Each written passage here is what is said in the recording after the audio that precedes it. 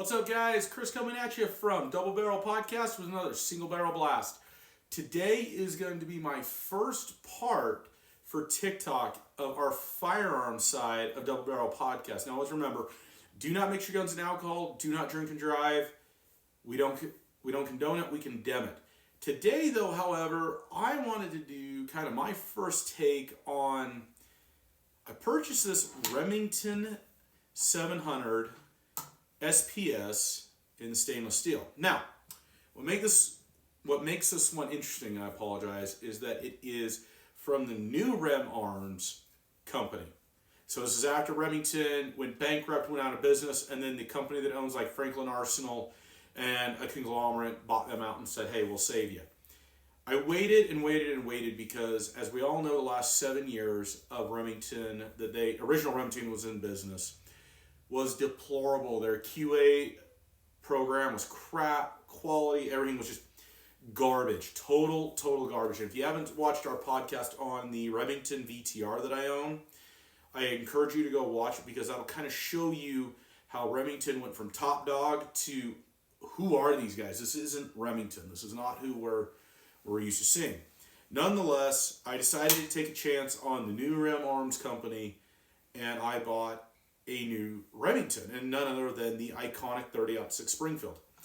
So what I'm going to do here is I just kind of going through it. Like I said, I haven't even bought the scope yet for it. I'm going to end up putting a Maven on it, a little 3x12 Maven.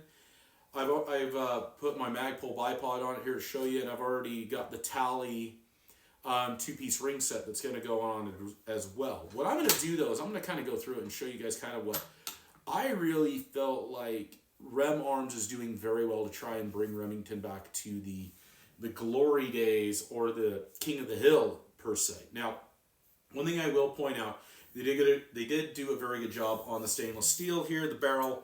I am going to note, though, that one thing I do love that they did is this bolt is milled extremely well, and it kind of looks like identical to my Sendero bolt. And I have a Remington Sendero and 300 Win Mag, and this bolt is done extremely well. Love the mill work on it. It's very smooth also. One thing that REM Arms did on this latest production run is they switched out to the Timony triggers here. That was kind of the turning point for me that made me go, okay, you guys are taking this extremely serious and trying to bring Remington back to the world of the here and now and to compete and potentially take the crown back from everybody. That's why I wanted to, and I got to tell you, the trigger is heavy.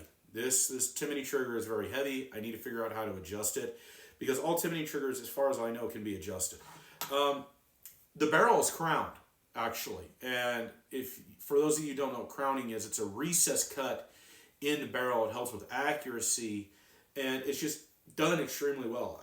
The only bad thing I can say about this Remington that I'm going to knock it for just a little bit here is the stock. I've never been a fan of the SPS stocks. They're just hollow plastic. That is the one thing I will say to REM Arms. If you're gonna try and resurrect Remington, get a better stock. I would happily pay, like I paid $800 for this gun. That's a solid price for a stainless steel fluted bolt, Timony trigger setup, solid gun. That's not a bad price for an all-around good hunting gun. And that's what this is. This is just the gun that, hey, I need a hunting gun that is going to go out in the field and just be a solid workhorse gun. Great gun. However, I will say that REM Arms, you do need to do something different than this SPS stock because I've never been impressed with the SPS stock.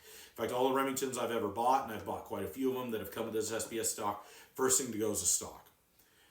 However, though, I am going to shoot this in this configuration once I get the scope mounted on it. I do want to see how the grouping performs, and I do want to see how the rifle actually performs out of the box as is, because Remington is very well known for MOA or sub-MOA grouping out of the box. And we're going to put them to the test here. This is, however, a hinged 4-plate design, very robust, done very well, traditional Remington style as well. I do enjoy it. It looks like they're back on track here, and they're making some good leeway. or not leeway, headway. They're making some good headway. I would definitely recommend picking one up.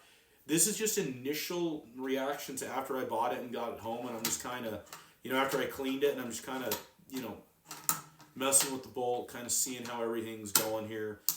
Safety's the same. It's just that 2-position safety where, the safety's on here, trigger's dead, but we can still access the bolt here.